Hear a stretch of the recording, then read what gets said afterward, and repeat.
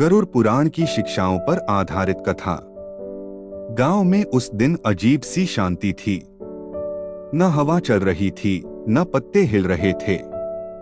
घर के एक कोने में रामदत्त की देह चुपचाप पड़ी थी। पर रामदत्त, वह मरा नहीं था।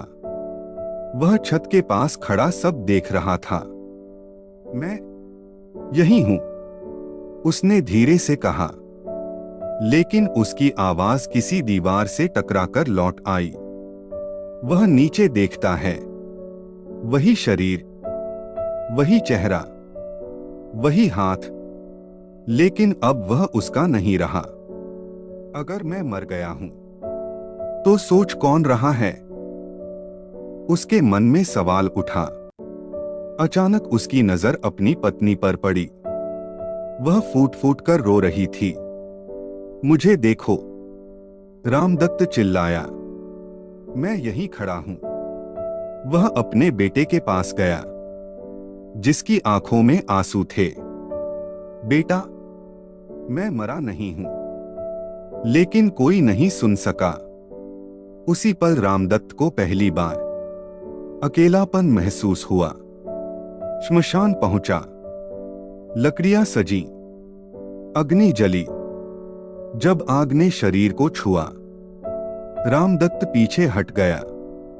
दर्द शरीर को नहीं हुआ, दर्द मोह को हुआ। यही शरीर जिसे मैं कहता था। आग शांत हुई, राख उड़ गई, और उसी राख के साथ रामदत्त का अहंकार भी उड़ गया। अचानक दो छायाएं प्रकट हुई। ना वे डरावनी थीं, ना क्रूर, बस गंभीर। रामदत्त, एक ने कहा, अब यह लोक तुम्हारा नहीं रहा। रामदत्त घबरा गया। मुझे थोड़ा समय दे दो, वह बोला। मेरा घर, मेरी दुनिया। यमदूत शांत स्वर में बोले, जब समय था तब तुम यही कहते, तो आज यह दिन न देखना पड़ता। उसके सामने एक अदृश्य बोझ रखा गया। यह क्या है? रामदत्त ने पूछा। तुम्हारे कर्म। अचानक दृश्य बदलने लगे। वह पड़ोसी जिसे उसने अपमानित किया, वह भूखा जिसे उसने टाल दिया, वह झूठ जिससे किसी का नुकसान हुआ, और वह दान जो उसने चुपचाप किया था। रामदत्त की आंखें झुक गईं। काश मैंने जीवन को हल्के में न लिया होता।